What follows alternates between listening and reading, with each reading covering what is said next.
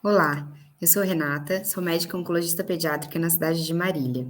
Eu estou concluindo meu mestrado profissional pela Faculdade de Medicina de Marília, a FAMEMA.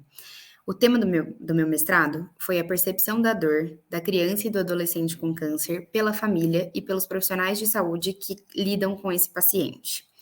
Esse vídeo faz parte do meu produto técnico, voltado aos profissionais de saúde. Durante a minha pesquisa, eu entrevistei médicos, enfermeiros, técnicos e auxiliares de enfermagem em relação à sua percepção da dor dos seus pacientes oncológicos pediátricos. E eu pude perceber a existência ainda de algumas dúvidas e dificuldades em relação à avaliação e tratamento da dor, além da existência de alguns mitos, principalmente em relação à dor. Esse vídeo tem a intenção de despertar o interesse em relação ao tema, de despertar a vontade de conhecer um pouquinho mais o tema e de se aprofundar em relação ao conhecimento desse assunto. Esse vídeo não tem a intenção de substituir a existência de protocolos institucionais em relação à avaliação e tratamento de dor. A literatura já nos mostra que a avaliação da dor na faixa etária pediátrica idealmente deve ser feita de forma complementar, utilizando métodos complementares. Isso porque, pela própria questão da característica do desenvolvimento da criança, de estar numa fase de desenvolvimento cognitivo, essa criança ela pode ter dificuldade em se expressar, em conseguir nos mostrar como é a dor que ela tem sentido. Dessa forma, o ideal é que a gente sempre faça o questionamento para as crianças que já estejam em idade comunicativa, então que a gente questione se ela tem dor, onde ela tem dor e de que forma é essa dor. Além disso, existem algumas escalas que podem auxiliar na percepção, na avaliação e também no tratamento da dor. Eu vou apresentar algumas das escalas agora como exemplo do que a gente pode utilizar no nosso dia a dia. Essa primeira escala é a escala NIPS. Ela é utilizada na faixa etária neonatal. Pode ser utilizada tanto para neonatos pré-termos como termo, até lactentes de 12 meses de idade. O ideal é que o profissional de saúde avalie durante 1 a 5 minutos esse bebê, avaliando todas essas características que estão na tabela e pontuando de 0 a 2, conforme listado na tabela. Se a classificação, a soma dessas notas, for igual ou maior do que 4, significa que essa criança tem dor e precisa ser tratada em relação a esse sintoma. Essa escala também pode ser usada para avaliação de dor relacionada a procedimentos. Outra escala disponível é a escala FLAC, que pode ser usada para pacientes de 2 meses a 18 anos, inclusive para pacientes com distúrbios neurológicos, com alterações neurológicas. Da mesma forma que a anterior, o profissional de saúde deve avaliar a criança durante 1 a 5 minutos, atribuindo nota de 0 a 2 em relação a essas características listadas na tabela. Após, com a somatória das notas, a gente vai atingir um valor que isso deve ser analisado de acordo com a tabela característica, e assim tomar uma conduta em relação à dor desse paciente. Outra escala muito disponível e simples de ser utilizada são as escalas de faces.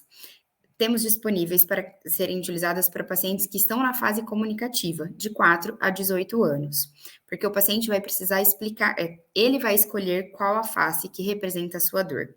No Brasil, temos dentro das escalas de face a escala da Turma da Mônica, realizada pelo Maurício de Souza, em parceria com o projeto Dodói, do Instituto Abrale. Essa escala deve ser evidenciada para a criança e explicada que as carinhas que estão à esquerda não têm dor. Conforme você caminha para a direita, as carinhas vão apresentando uma dor mais forte até a dor insuportável. E aí questiona-se para a criança qual carinha que representa a dor dela, qual carinha tem mais relação com a dor que ela está sentindo naquele momento, para que a gente possa ter essa avaliação. Também para a criança que esteja na fase comunicativa, de 4 a 18 anos, podemos utilizar a escala do mapa corporal, que seria apresentar para a criança esse diagrama corporal e solicitar que ela nos mostre onde ela sente a dor. Essa escala nos ajuda a entender um pouquinho melhor a localização da dor que a criança apresenta.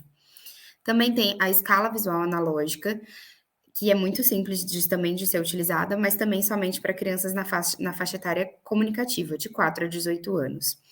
Essa linha, o ideal é que ela tenha 10 centímetros e a gente explique para a criança que próximo ao 0 significa não ter inexistência de dor, e próximo ao 100 A dor máxima, a dor insuportável. E a gente solicita que a criança marque um pontinho onde que mostra a dor dela.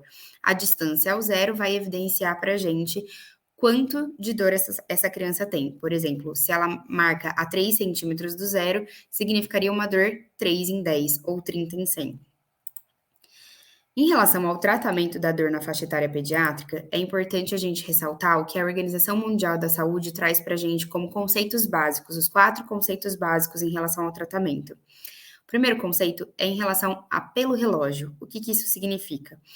As medicações para o tratamento da dor devem ser prescritas de horário. Se fizermos um diagnóstico de dor, é importante que a gente deixe medicação de horário e não somente se necessário ou a critério médico. Quando a gente deixa se necessário ou a critério médico, a gente possibilita que a criança tenha a dor para então medicá-la. Se já existe o diagnóstico da dor, não tem justificativa para que isso aconteça. O ideal é que a medicação fique de horário para que essa criança não passe pela dor. Pela escada, vamos falar um pouquinho no próximo slide. Pela via adequada, o ideal é que seja sempre via oral, mas vai ter que ser analisado cada caso de acordo com a situação da criança. A via que seja mais fácil da criança aceitar e que seja mais efetiva para aquela dor que aquela criança está tendo. E também, o quarto conceito é para cada criança, ou seja, a nossa prescrição tem que ser individualizada. Cada criança é uma situação para a gente poder decidir em relação ao tratamento. Em relação à escada, essa é a escada que a Organização Mundial da Saúde preconiza para tratamento da dor na faixa etária pediátrica. Então, é uma escada com 2 degraus.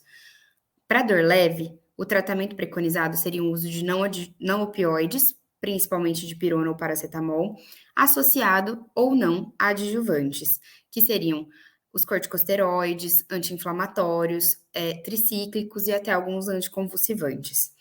Já para o degrau de dor moderada a intensa, a Organização Mundial da Saúde preconiza que a gente use opioides para o tratamento dessa dor, associado às medicações da escada anterior. Dentro dos opioides, a morfina é a principal medicação que deve ser utilizada. A Organização Mundial da Saúde repudia o pensamento de que evitar o uso da morfina por medo de que a morfina leve a um comportamento aditivo. O que a Organização Mundial da Saúde preconiza é que nós, profissionais de saúde, tenhamos cada vez mais conhecimento em relação ao uso da morfina para que seja prescrito de maneira correta e assim não necessariamente leve, não inevitavelmente leve ao comportamento aditivo. Outros opioides, como por exemplo a codeína ou o tramadol, não são indicados por não serem seguros, comprovadamente seguros na faixa etária pediátrica. A codeína, por conta de precisar de uma metabolização por parte de uma enzima para ser transformada no seu metabólito ativo, que é a morfina. Na faixa etária pediátrica, não tem como a gente saber cada criança o quanto vai metabolizar da codeína. Então, a gente pode ter uma criança que não vai metabolizar e não vai ter efeito a medicação, ou uma criança que metabolize demais e aí vai ter uma superdose. O tramadol, não existem estudos que comprovem a segurança e a eficácia dessa medicação na faixa etária pediátrica abaixo de 12 anos. Dessa forma, para a dor moderada e intensa, o indicado realmente é a morfina. Eu agradeço a atenção de todos vocês, fico à disposição e agradeço também aos profissionais de saúde que participaram do meu mestrado. Espero que esse vídeo tenha contribuído um pouquinho para o conhecimento de todos vocês. Obrigada!